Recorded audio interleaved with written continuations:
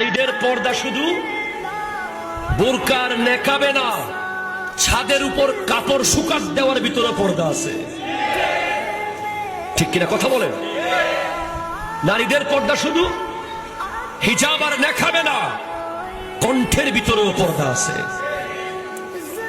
গৌসে পাকের মা 12 বছর ধরে ওখানে গৌসে পাকের বাবা হযরত আব্দুল্লাহ সওমাই ঘরে কাজ করেছেন, কিন্তু বুঝতে পারেন নাই যে এই ঘরে একটা নারী আছে।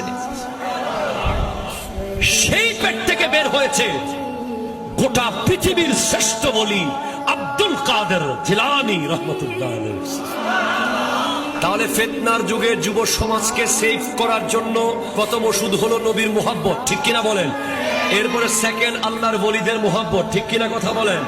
এরপর থার্ড, এই মুহাব্বত গুলো আপনার সন্তানের ভিতরে ঢুকাবে প্রথম দায়িত্ব বাবা এবং বলেন বাবা এবং মা।